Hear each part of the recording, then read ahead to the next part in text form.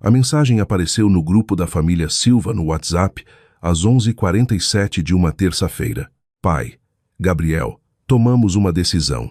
Sua mãe e eu cansamos de te sustentar. Você tem 29 anos. Já passou da hora de se virar sozinho na vida. Eu estava em uma sala de conferências na Avenida Faria Lima, quando meu celular vibrou. 20 executivos de uma das maiores empresas do Brasil estavam sentados ao redor da mesa, aguardando que eu continuasse minha apresentação sobre a reformulação da infraestrutura digital deles, um contrato de 200 milhões. Olhei para a tela, li a mensagem do meu pai, assisti as respostas se acumularem imediatamente. Marcos, meu irmão mais velho, finalmente, já estava na hora. Ele está sugando vocês a uma eternidade. Rebeca, minha irmã mais nova, talvez agora ele arranje um emprego de verdade em vez dessa bobagem de consultoria de tecnologia. Marcos, consultor de tecnologia igual a desempregado com um notebook kkk. Mãe, nós te amamos, Gabriel, mas isso é o melhor para todos. Você precisa aprender a ter responsabilidade. Rebeca, amor duro. Você consegue, maninho. Mas sério, dá um jeito na vida. Coloquei o celular virado para baixo na mesa de vidro e voltei para minha apresentação. Como eu estava dizendo, o cronograma de implementação para a fase 3 exigirá aproximadamente 8 semanas. Durante o intervalo para o almoço, fui até a varanda do escritório e abri meu aplicativo do banco. Encontrei a conta rotulada Operações de Suporte Familiar. Cliquei no agendamento de pagamentos automáticos. Eu vinha fazendo esses pagamentos há 5 anos. 60 meses. 1.869.000,00 no total. Meus pais achavam que estavam pagando suas próprias contas. O dinheiro parecia sair da conta deles, agendado todo mês. O que eles não sabiam era que o valor voltava imediatamente de uma conta corporativa PJ que eu havia criado, fazendo parecer que os pagamentos deles tinham sido processados, enquanto meu dinheiro, na verdade, cobria tudo. Tinha exigido uma engenharia financeira sofisticada, mas eu queria que eles mantivessem a dignidade, que nunca se sentissem um caso de caridade, que nunca soubessem que o filho decepção era a única coisa entre eles e o leilão da casa. Cancelei todas as transferências automáticas e agendamentos. Então digitei uma única palavra no grupo da família. Entendido. A história começou há 6 anos, quando eu tinha 23. Abandonei a Faculdade de Ciência da Computação, na USP, no meu 3º ano. Não porque estava reprovando, mas porque tinha construído um algoritmo de segurança cibernética que 3 empresas diferentes queriam licenciar. Meu professor havia me puxado de lado depois da aula um dia. Gabriel, o que você criou aqui vale dinheiro de verdade. Muito dinheiro. Você está perdendo tempo na minha aula quando poderia estar construindo um império. Meus pais vão me matar se eu trancar o curso, eu disse. Seus pais vão superar quando você for bem-sucedido. Ele respondeu. Consultoria de tecnologia. Meu pai dizia fazendo aspas com os dedos sempre que alguém perguntava o que eu fazia, que é um jeito chique de dizer que ele brinca no computador o dia todo. Ele largou a USP, minha mãe acrescentava, com a voz apertada de vergonha. Tentamos criá-lo direito, mas a verdade era mais simples e dolorosa. Eu não me encaixava na narrativa deles. Marcos era o filho de ouro, direito na San Fran, casado com uma médica, 2 filhos, casa nos Jardins. Ele ganhava 800 mil por ano, como advogado corporativo, e nunca deixava ninguém esquecer. Rebeca era a princesa, diretora de marketing em uma agência na Vila Madalena, noiva de um analista financeiro, postando fotos estéticas no Instagram de sua vida abençoada. Ela ganhava cerca de 350 mil por ano e gastava a maior parte mantendo as aparências. E tinha eu, o desistente da faculdade, solteiro, morando em um apartamento discreto, dirigindo um Toyota Corolla de 4 anos atrás. Eu não parecia bem-sucedido pelas métricas deles, então eu não podia ser bem-sucedido. Não importava que eu estivesse faturando 9 milhões anualmente. Não importava que eu tivesse sido destaque na Exame e na Forbes Under 30. Não importava que grandes multinacionais me voassem pelo país para resolver seus problemas. Eu não tinha o diploma, não tinha a esposa, não tinha a mansão com garagem para 2 importados. Então, eu era a vergonha da família. O suporte financeiro começou quase acidentalmente. 5 anos atrás, eu estava visitando para o almoço de domingo quando ouvi meu pai ao telefone no escritório. Eu entendo que o pagamento está atrasado, dizia ele, com a voz tensa. Minha empresa teve cortes. Sim, ainda estou empregado, mas a estrutura de comissões mudou. Posso conseguir 5.000 até sexta-feira, mas o valor total pode levar até o dia 15. Ele me viu na porta e encerrou a chamada rapidamente. Tudo bem? Perguntei. Tudo ótimo.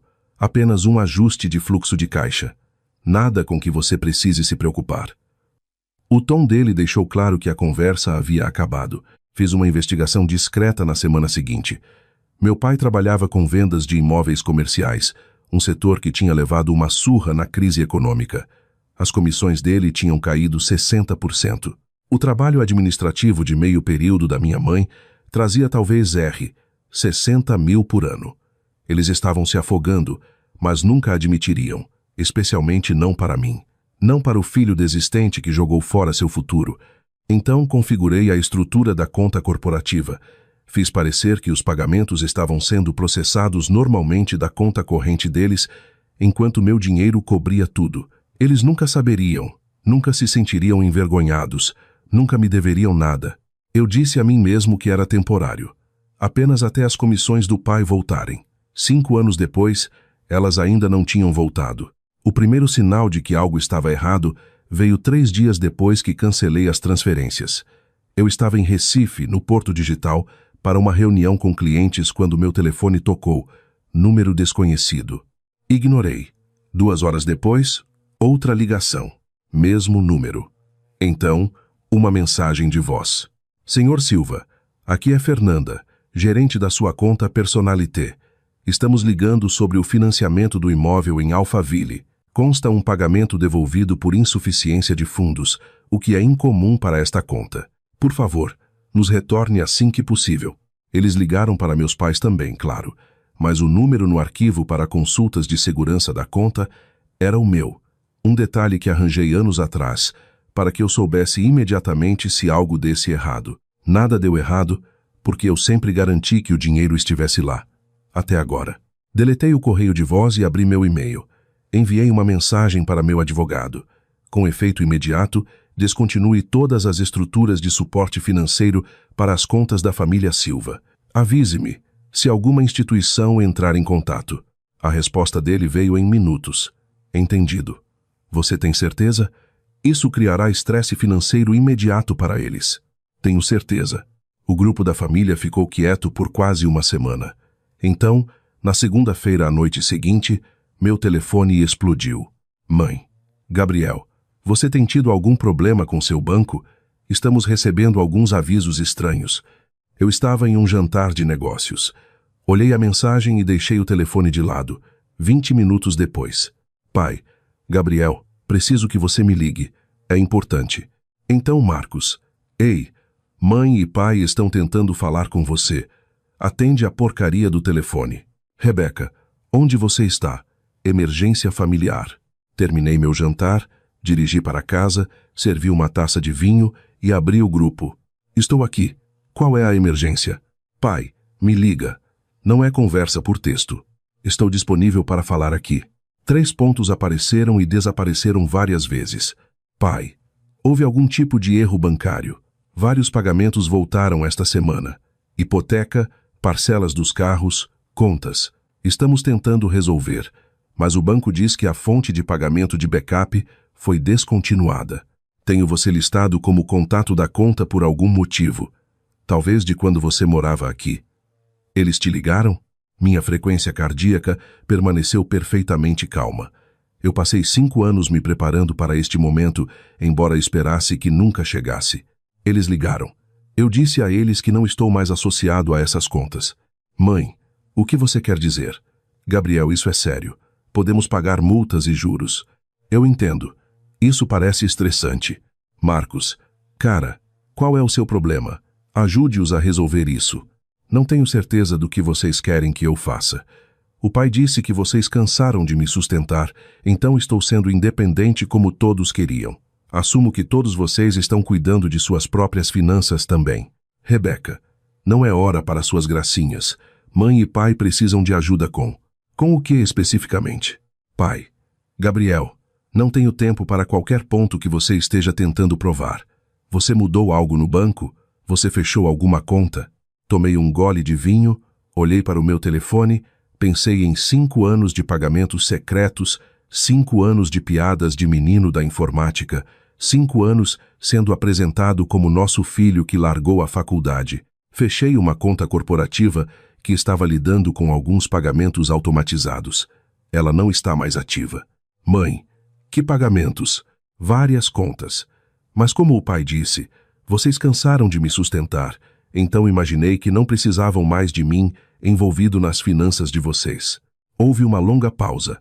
Observei os 3 pontos aparecerem e desaparecerem repetidamente.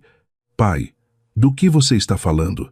Tirei print do meu aplicativo bancário, da conta Operações de Suporte Familiar, 5 anos de histórico de transações, cada parcela da casa, cada parcela dos carros, cada conta de luz, cada transferência única. Enviei para o grupo esses pagamentos. Tenho coberto o financiamento da casa, os 2 carros, condomínio, seguros e IPTU por 5 anos. A conta corporativa que lidava com eles agora está fechada. Vocês estão por conta própria, exatamente como queriam. O chat ficou em silêncio. Observei os tiques azuis de visualização aparecerem sob minha mensagem. Mãe, pai, Marcos, Rebeca. Ninguém digitou nada por 6 minutos inteiros. Então, Marcos, isso é falso. Você não tem esse tipo de dinheiro. Liguem para o banco e perguntem sobre a fonte de pagamento da hipoteca dos seus pais nos últimos 60 meses. Eles confirmarão. Rebeca, por que você faria isso e não contaria a eles? Porque eles precisavam de ajuda e eram orgulhosos demais para pedir. Porque eu realmente me importo com a família, mesmo quando vocês acham que sou um fracasso. Mãe, Gabriel, nunca dissemos que você era um fracasso. Eu ri alto disso. Digitei. No Natal passado, você literalmente disse à tia Sueli que eu ainda estava tentando me encontrar enquanto o Marcos já estava estabelecido. No aniversário do pai, você me apresentou aos seus amigos como o que entende de computadores. Mês passado, o pai me disse que eu precisava levar a vida a sério, porque ainda não tenho esposa e filhos. Vocês passaram 6 anos deixando claro que eu sou a decepção. Então fiquei quieto e paguei suas contas e deixei vocês pensarem que estavam fazendo tudo sozinhos, porque eu amava vocês o suficiente para proteger o orgulho de vocês. Pai, filho, não sabíamos que você estava passando dificuldades financeiras também. Nunca teríamos aceitado dinheiro se soubéssemos que você precisava dele. A audácia daquela declaração me atingiu como um soco físico. Eu não estou passando dificuldades, pai. Eu sou dono do meu prédio inteiro. Tenho 8 dígitos em investimentos. Eu faturo cerca de 9 milhões anualmente. Eu tenho estado bem. Melhor do que bem. Marcos, você dirige um Toyota velho por quê? Porque eu não preciso provar nada para ninguém. Ao contrário de certas pessoas. Rebeca, se você é tão rico, por que mora naquele apartamento minúsculo? É uma cobertura duplex. Sou dono do prédio todo. Moro em 200 metros quadrados porque não preciso de mais. As outras unidades são alugadas. Outro longo silêncio. Mãe, por que você não nos contou? Eu tentei. 6 anos atrás, quando consegui meu primeiro contrato grande, convidei todos vocês para jantar para comemorar. O pai passou a refeição inteira me dizendo para voltar para a faculdade porque bolhas de tecnologia sempre estouram. O Marcos me deu uma palestra sobre estabilidade financeira. A Rebeca perguntou se eu tinha considerado arranjar um emprego de verdade com benefícios. Então, parei de tentar contar. Apenas me certifiquei silenciosamente de que vocês estavam bem e deixei vocês pensarem o que quisessem sobre mim. Pai, somos seus pais. Estávamos tentando te guiar. Vocês estavam tentando me encaixar na ideia de sucesso de vocês. E quando eu não cabia, vocês me descartaram. Os dias seguintes foram um caos. Assisti de longe. Minha mãe ligou 14 vezes. Não atendi. Meu pai enviou um longo e-mail explicando que eles sempre me apoiaram à maneira deles e que eu estava tirando as coisas de contexto. Marcos enviou mensagens de texto furiosas, me acusando de manipulação financeira e de jogar isso na cara deles. Rebeca tentou a rota da simpatia. Sei que você está magoado, mas isso é cruel. Eles são nossos pais. Respondi a exatamente uma mensagem, a de Rebeca. Cruel é passar 5 anos sendo a piada da família, enquanto literalmente mantenho todos à tona. Cruel é vê-lo se gabar do salário do Marcos em cada reunião enquanto estou pagando a casa deles. Cruel é. Cansamos de te sustentar quando o único suporte que existia fluía na direção oposta. Ela não respondeu. 2 semanas depois de eu cancelar as transferências, meu advogado ligou. Seu pai quer se encontrar. Ele está perguntando se você vai vê-lo. Ele está oferecendo pagar tudo de volta. Ele tem algum tipo de plano de pagamento elaborado. Isso me parou. Ele o quê? Ele veio ao meu escritório ontem com uma planilha. Ele quer pagar o valor total. Fechei meus olhos. Ele não pode pagar isso. Eu disse isso a ele. Ele disse que faria funcionar. Venderia os carros. Mudaria para uma casa menor. O que fosse preciso. Meu advogado fez uma pausa. Gabriel, acho que ele está falando sério. Diga a ele que não. Você não quer o dinheiro de volta. Eu nunca quis o dinheiro de volta. Não é sobre isso. Então, sobre o que é? Olhei pela janela do meu escritório para a cidade de São Paulo abaixo. É sobre eles me verem. Realmente me verem. Não quem eles querem que eu seja, ou quem eles têm vergonha que eu não sou. Apenas eu. Vou dizer a ele que você recusou o plano de pagamento. O que devo dizer sobre uma reunião? Diga a ele que vou pensar. 3 semanas após as transferências canceladas, Marcos apareceu no meu prédio na Vila Nova Conceição. O porteiro interfonou. Senhor Silva, seu irmão está aqui. Devo mandá-lo subir? Não, eu desço. Marcos estava andando de um lado para o outro no saguão, ainda com seu terno de trabalho. Parecia exausto. Belo prédio, disse ele quando me viu. Você realmente é dono disso? Das 6 unidades? Ele passou a mão pelo cabelo. Jesus, Gabriel, por que você não disse nada? Eu disse. Nenhum de vocês ouviu. Eu disse. Tipo, realmente disse. Mostrou para nós. Provou. Eu não deveria ter que provar meu valor para minha própria família. Continuei de pé. Não o convidei para sentar. O que você quer, Marcos? A mãe está um caco. O pai está tentando vender o carro dele. A Rebeca não para de chorar porque se sente culpada. Ele encontrou meus olhos. Você provou seu ponto. Podemos consertar isso agora. Que ponto você acha que eu provei? Que nós subestimamos você. Que estávamos errados. Tudo bem. Estávamos errados. Você é bem-sucedido. Entendemos. Agora, podemos superar isso? Eu ri, mas não havia humor nisso. Você acha que isso é sobre provar que sou bem-sucedido, não acha, Marcos? Eu paguei as contas deles por 5 anos. Nunca contei, nunca pedi crédito, nunca joguei na cara de ninguém. Fiz isso porque eles precisavam de ajuda e eu podia ajudar. Minha voz permaneceu nivelada. E o agradecimento que recebi foi ser informado de que cansaram de me sustentar em um grupo de WhatsApp enquanto todos vocês riam. Isso não é sobre sucesso. Isso é sobre respeito humano básico. Não sabíamos. Você não pediu. Isso é diferente. Fui em direção ao elevador. Diga à mãe e ao pai que pagarei o financiamento por mais 2 meses. Isso dá tempo para refinanciarem ou venderem. Depois disso, estão por conta própria. Verdadeiramente por conta própria. Gabriel espera. Eu não vou fazer isso, Marcos. Não hoje. Não com você. As portas do elevador se abriram. Você passou 6 anos fazendo piadas sobre minha carreira. Quer consertar as coisas? Comece olhando no espelho. Entrei no elevador e apertei o botão antes que ele pudesse responder. 6 semanas depois que tudo implodiu, recebi uma carta pelo correio. A caligrafia do meu pai no envelope. Quase joguei fora. Em vez disso, servi uma bebida e abri. Gabriel, não sei se você vai ler isso. Não te culpo se não ler. Sua mãe e eu nos reunimos com um consultor financeiro esta semana. Estamos nos mudando para uma casa menor, algo que podemos realmente pagar com nossa renda. Vendemos ambos os carros e compramos usados à vista. Estamos cortando despesas onde podemos. Deveríamos ter feito isso anos atrás. Estávamos vivendo além de nossas possibilidades e éramos orgulhosos demais para admitir. Orgulhosos demais para pedir ajuda. E quando a ajuda veio de você, éramos cegos demais para sequer ver. Marcos me mostrou as mensagens de 6 anos atrás.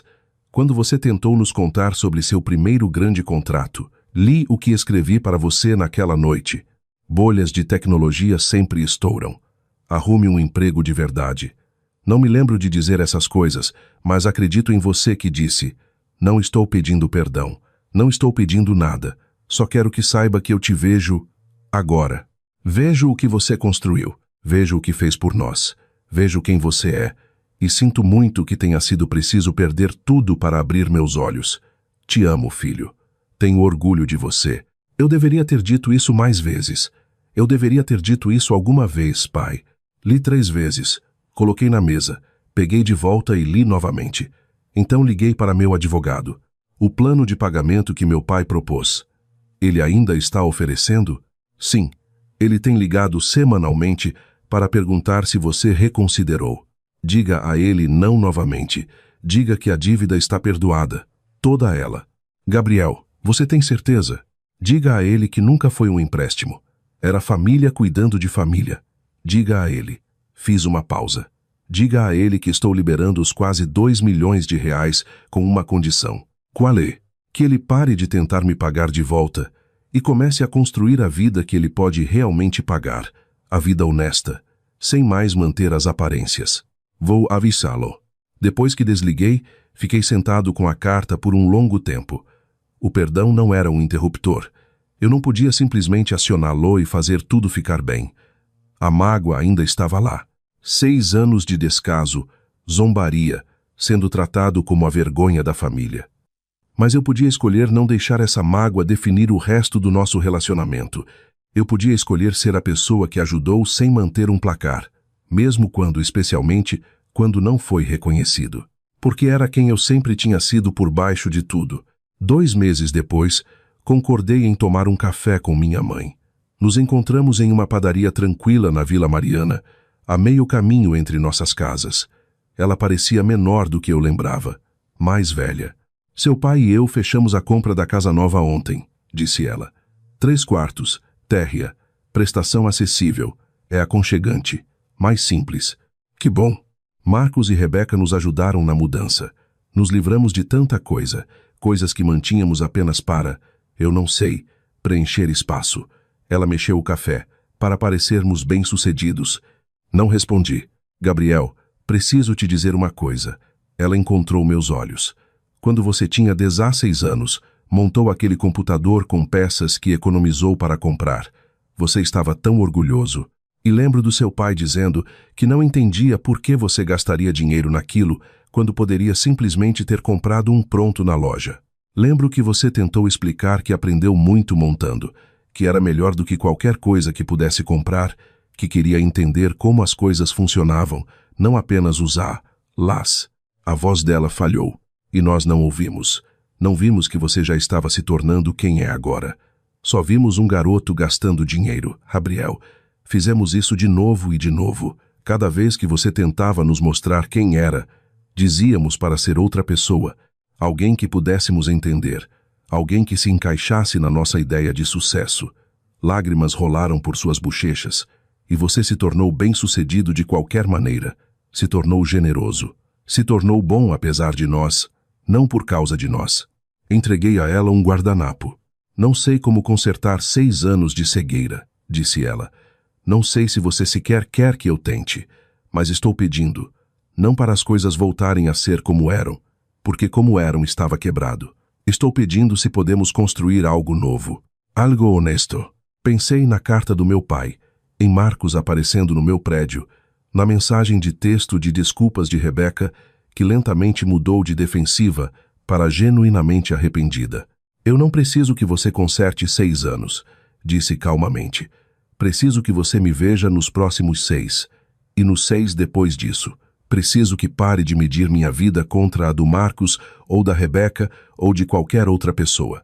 Preciso que confie que sei o que estou fazendo, mesmo quando não parece com o que você esperava.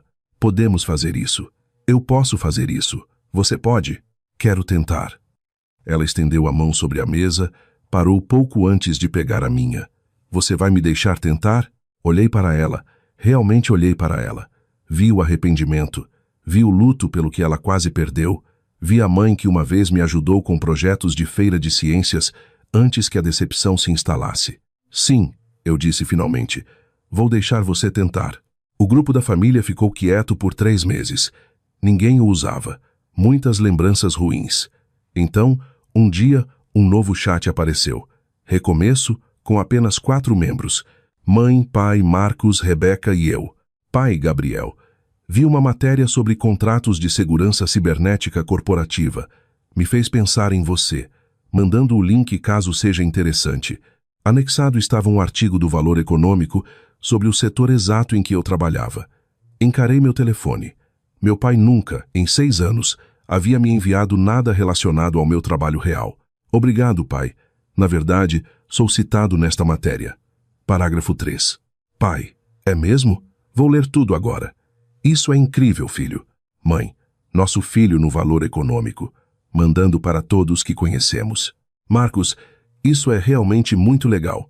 Parabéns. Rebeca, tirei print e postei no Instagram. Espero que tudo bem. Quero que as pessoas saibam que meu irmão é brilhante. Sorri apesar de mim mesmo. Tudo bem. Não era tudo. Não eram 6 anos de dor apagados, mas era um começo.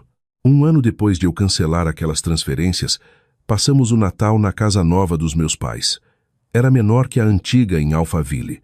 Os móveis eram uma mistura de estilos. A louça não combinava toda, mas meu pai cortou o peru sem discursos sobre as conquistas de Marcos. Minha mãe não comparou as escolhas de vida de ninguém. Rebeca fez perguntas genuínas sobre meus projetos atuais. Marcos realmente ouviu as respostas. Depois do jantar, meu pai me puxou de lado.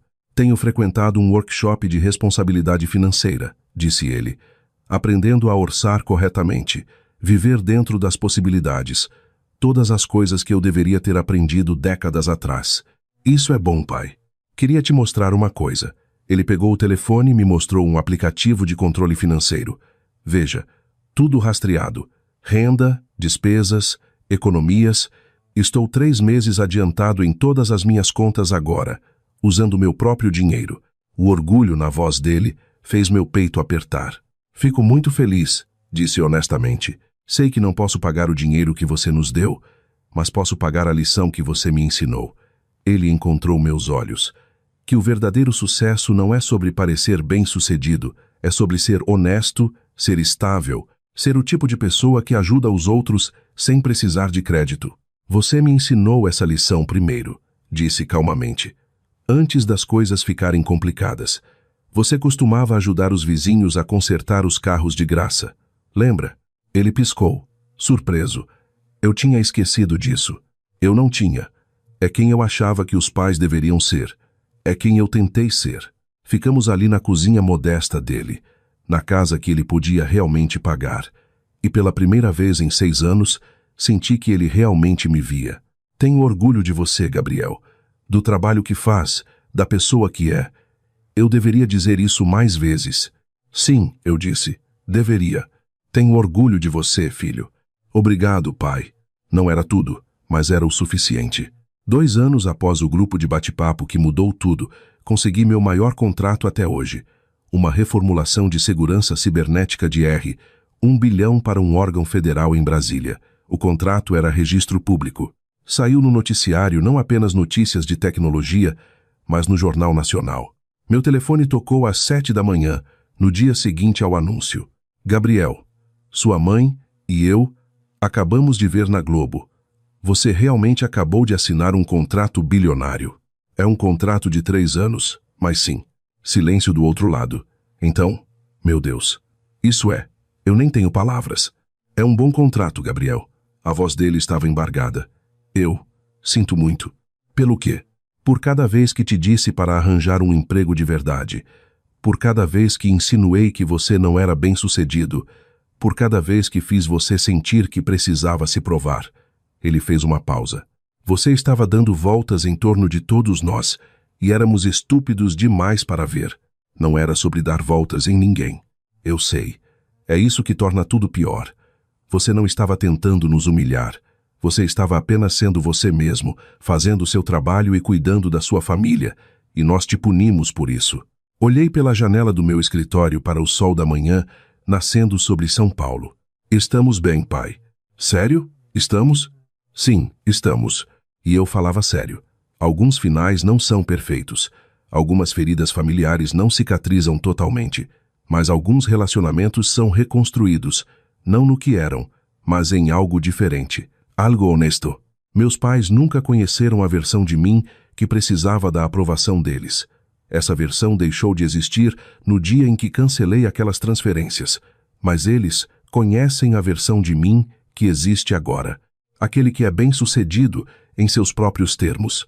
Aquele que ajuda sem precisar de crédito, mas também não aceita ser desprezado. Aquele que aprendeu que, às vezes, a coisa mais amorosa que você pode fazer é deixar as pessoas enfrentarem as consequências de suas escolhas, mesmo quando essas pessoas são família. Especialmente quando essas pessoas são família. Marcos e eu almoçamos uma vez por mês agora. Não falamos muito sobre o passado.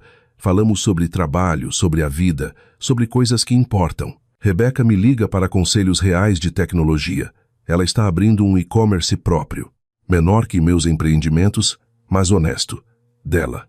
Mãe e pai ainda estão em sua casa modesta, ainda orçando cuidadosamente, ainda aprendendo a viver a vida honesta que deveriam ter construído décadas atrás. E eu?